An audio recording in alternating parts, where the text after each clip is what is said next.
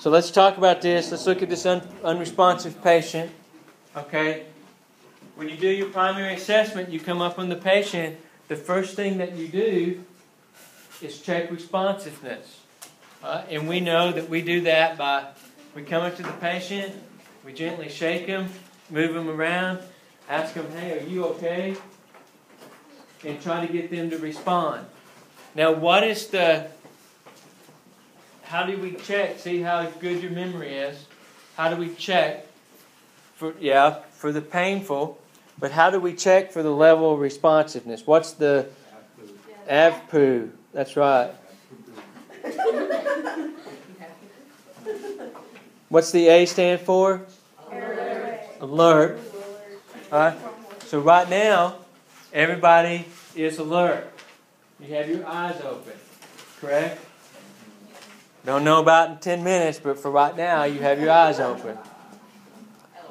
So when Laundry goes to sleep back there, I'm going to say, she's no longer alert, so I'm going to have to come up and say, hey, are you okay? And when she opens her eyes, but she goes, and she leans back and I say, hey, are you okay? And she opens her eyes to a verbal stimulus. Then she's alert to a verbal response. Right? So you have to keep, in order to keep the patient alert, you have to give a verbal response to them. Then P stands for what? Pain. So they're not alert. They're not alert to a verbal response. You come and say, "Hey, are you okay?" And they don't respond. Then you can do a sternum rub. For you guys, you know what a sternal rub is? No, I know. You take your knuckles and you turn them over and you essentially give them a rub on the sternum. Y'all try that, but rub it hard. Just. No.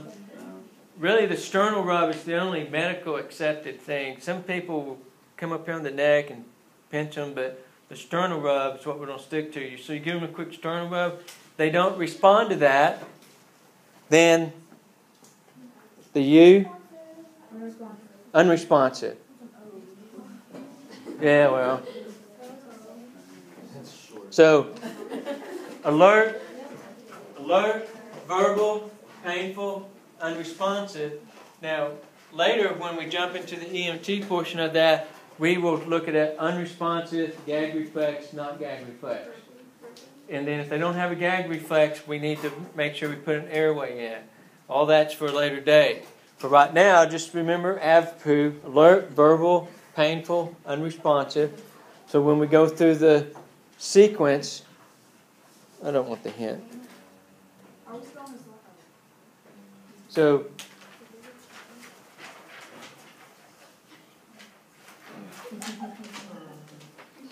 when you come up, are you okay, are you okay? You determine the patient's unresponsive.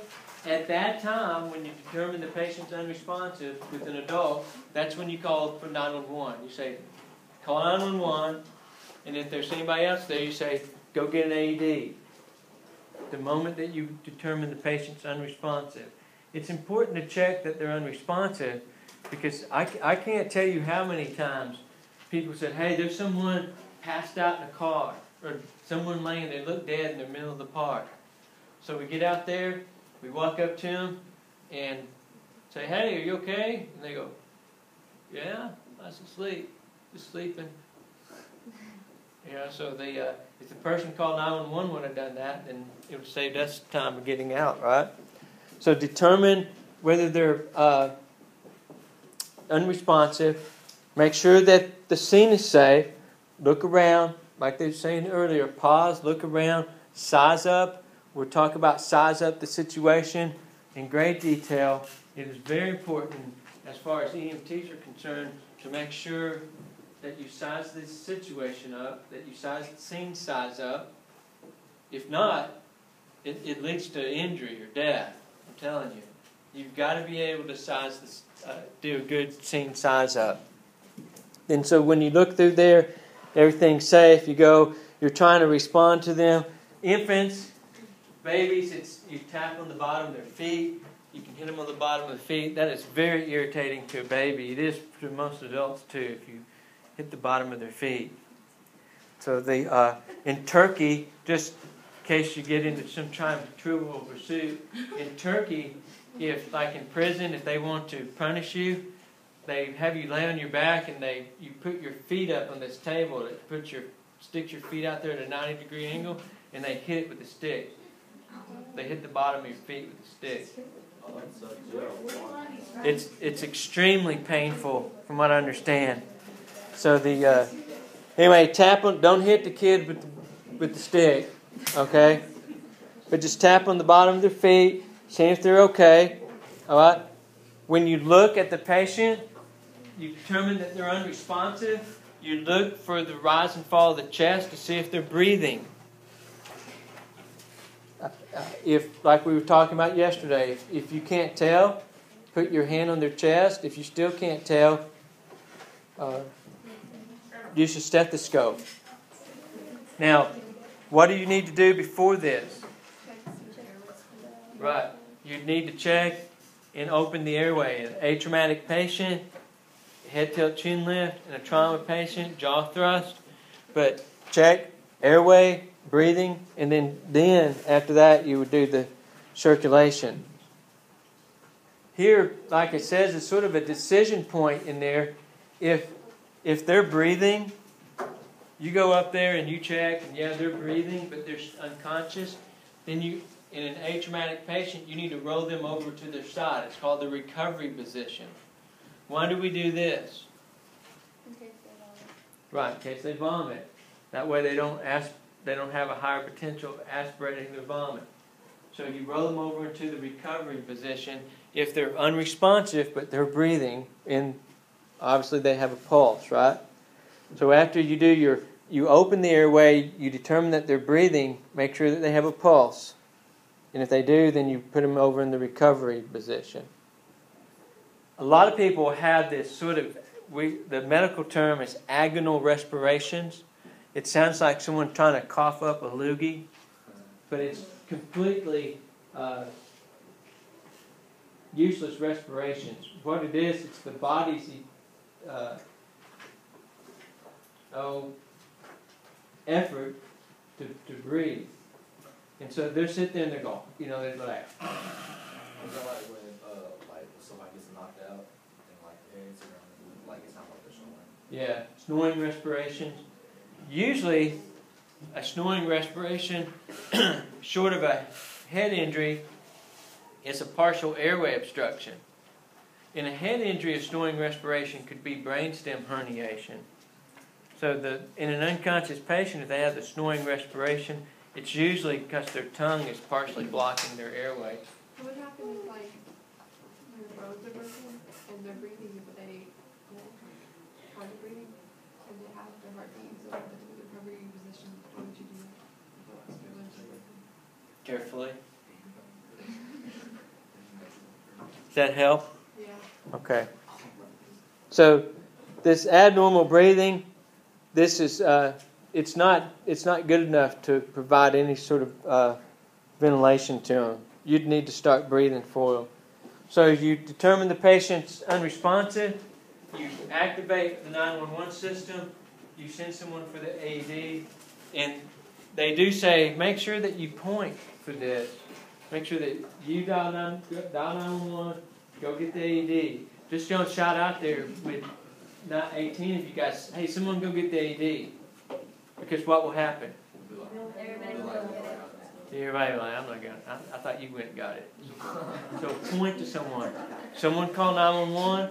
Now that's the confusing part here as we lead into the EMT, because you are 911, right? So, but this is just strictly CPR. So activate that. Very important here. When you are alone with the child or infant, provide 2 minutes of care before leaving. Like if you're there and your phone is down the hall, provide 2 minutes. Like if they're in cardiac arrest, provide 2 minutes of CPR, then go get your phone or take the infant or child with you to activate 911. Why is that? Why do you start treatment? Because most are respiratory. Hmm? Because most are respiratory. Right, most of the respiratory. They need the oxygen, right? So you go ahead and start treatment. And if their heart rate is below 60, they definitely need compressions. So they're going to have to, they need the treatment first. When you're alone with the AED, when you're alone with the adult, go get the AED and return as quick as you can. Like if I was alone with an adult in here, I'd run down the hall, get the AED. Because more than likely, their problem is cardiac. So they're going to get that 2-minute V-fib window. So I need to go get that. Now I can multitask, right? As I go down the hall to get the AED, I can, if I have a phone, I can be dialing 911, correct? So we can multitask in that. Just don't go get that and say, oh yeah, I'm going to call 911. Well, I'm walking down the hall to get the AED. Notice I said walking briskly down the hall to get the AED, not running. I'll be dialing 911. So go get it for the adult. Attach the AED as soon as possible. Now, if you witness the collapse, you do need the AED for the child. So, yeah, I'm out of here. Go get the AED. Go get help. Unwitnessed, take the child with you. Start 2 minutes of care. You can take the child with you. Most people would do that anyway. Like if I'm alone in here and I got a baby, I think the baby's in cardiac arrest, I can just pick the baby up and take them with me, right? Well, as long as they're not trauma-wise, if you can take them with you if you can't. But either way, you sort of look at this thing where in this, common sense a lot of times would take over. If you had this big man-child on the ground, and you're going, well, I can't pick him up anyway, so I'm going to go get help and come back. But if I can get help, then I can go get the help and come back, or if I can take them with me, that way I don't have to come back. Make sure that we feel for a pulse. We know where the pulse is located, the carotid pulse. So essentially the steps would go, check for responsiveness, check your AVPU, right? Unresponsive, open their airway, make sure they have a patent airway, see if they're breathing. If they're not breathing, begin breathing for them, like with the bag valve mask, and then check for a pulse. If they have no pulse, then you start CPR, right? If they're breathing, they have a pulse but they're not breathing, breathe for them. If they're just unconscious, then roll them over into the recovery position and then still call for help. Any unresponsive adult, you want to call for help as soon as possible.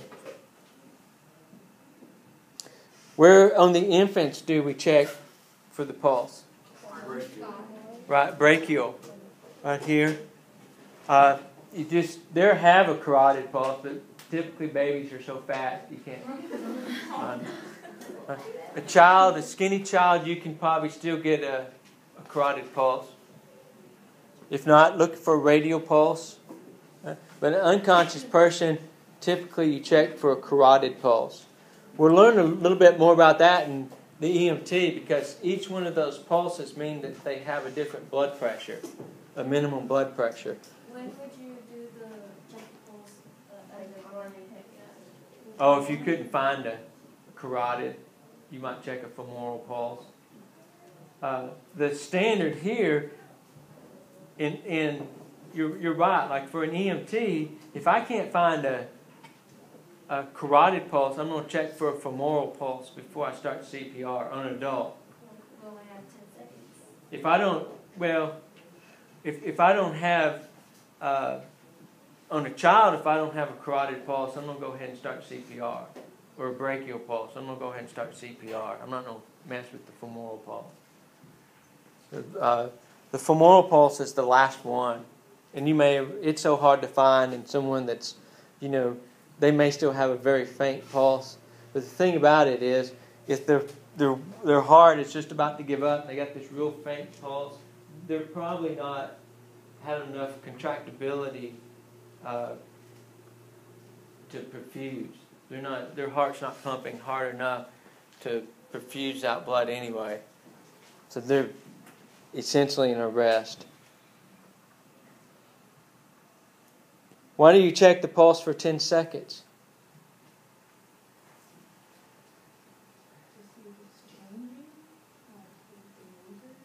You're right, because some pulses are really slow. That's what you said, right? In case they're real bradycardic. In case their pulse rate's real slow, you want to check it for 10 seconds to make sure that they still don't have a pulse. All right, so you got this unresponsive patient. You determine that he has a pulse, but they're not breathing. So, you breathe for them.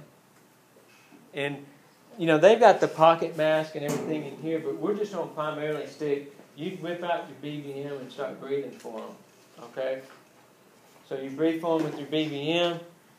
How long? How many per minute?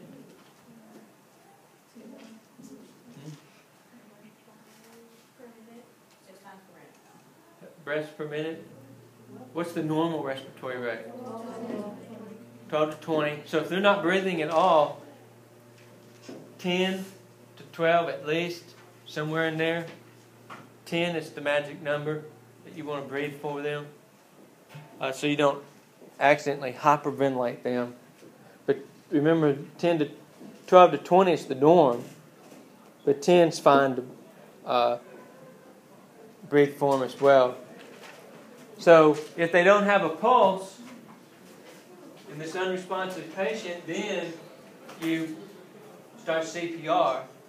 As soon as the AED gets there, you would stop, attach the AED, and let the AED do its business, okay? So you don't do CPR until you have an AED like next room, you don't do CPR until you have an AED. Yeah, if it's right there, I would get the AED first. That's a good question. Because, if it's right next door, I collapse, and the AED's right there. Go get the AED first, attach the AED, because I could be in V-fib, right? And that one shot could actually wake me back up, restart my heart, and I could wake back up. Now I don't have any thoracic damage of you doing a compression or so. You'd be like, yeah, I'm getting back with you now. I can keep my sternum in the original place. So, but if it's down the hall, then you would go ahead and start CPR. Why?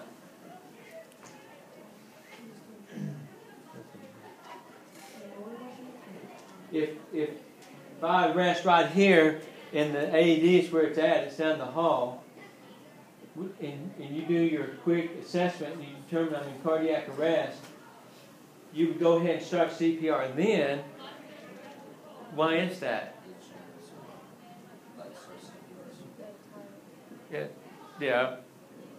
Start CPR as soon as you can. But, Is it your first priority for the AED? what are we trying to do?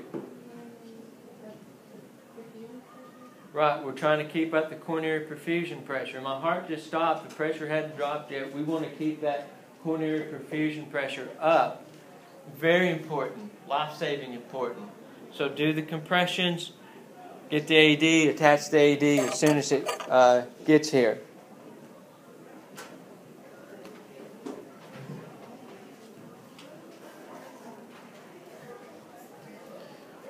Once we get them in, let's say you shock. My heart starts again. I'm breathing. Everything's looked good. You saved my life. I'll give you an A for the course. Once I get out from the hospital, roll me over in the recovery position in case I throw up that peanut butter I just ate and it won't go down my lungs. Okay? So make sure that do that as well.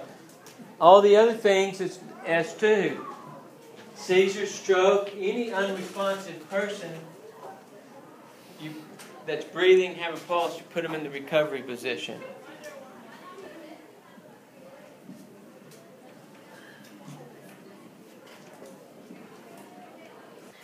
In the infant, in the child, a heartbeat less than 60 beats per minute, signs of poor perfusion, pale, but primarily the rate. We're good with checking pulses. Check the pulse. Anything less than 60, begin CPR. In an infant, 60 beats per minute is not enough to perfuse. So we would start CPR, start compressions. And then, like with this, is just the sort of the thing that we already went over. An unresponsive, non-breathing patient, shake and shout, check for responsiveness, open the airway. Remember, we don't know if they have an open airway till we breathe in. Take your bag valve mask, breathe for them. Air goes in, rise and fall the chest, right? Check a pulse for 10 seconds. No pulse, start CPR. Get the AED attached as soon as possible. Everybody good? No problems there with that sequence? All right.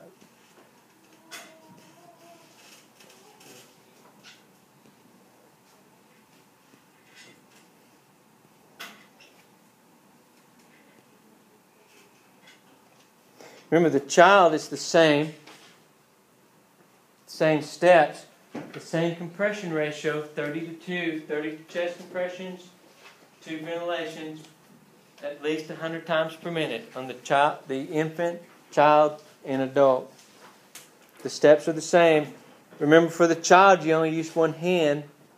Don't overinflate the lungs. Be careful getting their head too far back. You're shut off the airway, especially in a smaller child and infant. You're closed off the airway due to the smaller anatomy.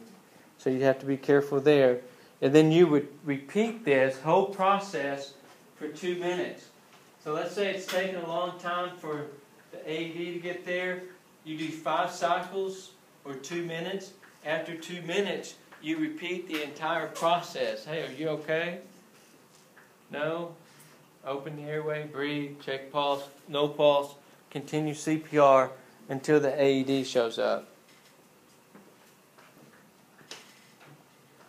And remember, with the infant, you would just use the tap the foot, check their responsiveness, and then the procedure is the same way. Open their airway. In an infant, you have to keep their head in a neutral position. So don't head tilt, chin lift. Keep it in a neutral position. Breathe for them. Take your little bag valve mask and breathe for them. Air goes in. Check a radial pulse. No radial pulse. Find your landmarks. Center of the sternum. Right at the nipple line. 2 fingers. Start compressions. At least 100 times per minute. You will probably want to try it, I would say 120 times per minute would be more beneficial for the child. You said you had tilt chin lift? Is everybody good here with the child, the infant? Make sure you're doing adequate compressions, hard and fast. 1.5 inches or so, 1/3 the body depth. If you're not good with the 1.5 inches, make sure that when you're doing the compressions, that it's creating a mechanical pulse, that you can feel a pulse with each compression. 2 breaths, good. Rise and fall the chest, and not very long at all. You don't want to drop that coronary perfusion pressure. That's the thing with the two breaths. In the 30 compressions, you want to keep up the compressions as much as possible.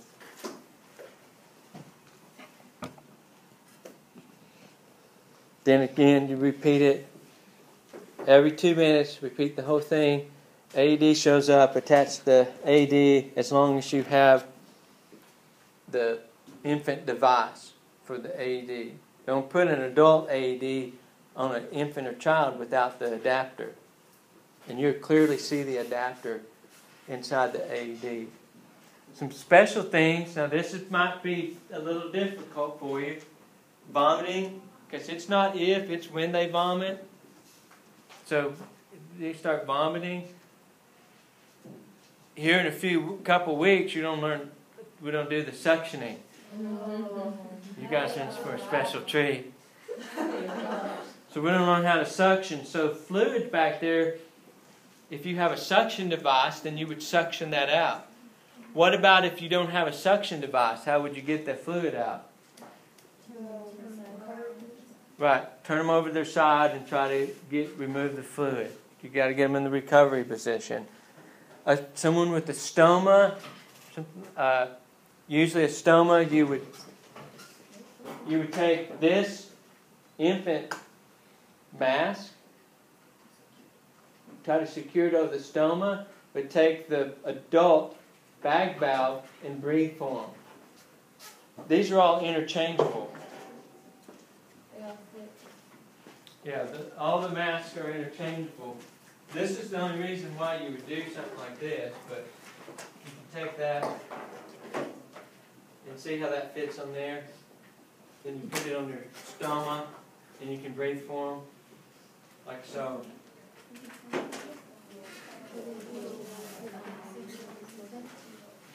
If you have a mask, an adult mask. It's going to be rather hard to get that over the stoma. Yeah, you just probably a child or an infant, just depending on the size. There.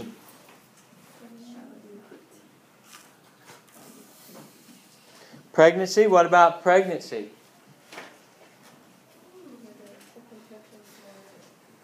I mean, you got to get them up. The pregnancy and obesity are the same problem.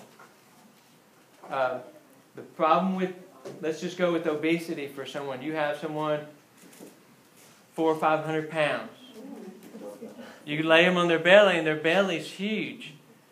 Me and you, when we lay down supine, we're flat. With someone that's obese, when they're laying down, their chest is actually at an angle, like this. So when you start doing compressions on them, you're doing compressions at an angle, which is not very good at all.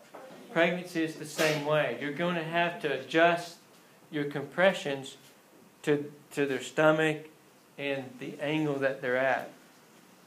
It's doable, but it's very difficult. It's very difficult to do compressions on someone that is obese, the size of them. You're just not getting very good circulation at all when you're doing that. Hypothermia, as we will learn in EMT, you're not dead till you're warm and dead. So if they're out in a cold environment and they go into cardiac arrest, you would start CPR. Take them to the hospital. Even if they've been down, there's been documented cases up north in the lakes where they've been underwater greater than 30 minutes. Came out, resuscitated them, no neurological deficits. So the phrase goes, you're not dead until you're warm and dead. So you do CPR, get them to the hospital, they warm them up.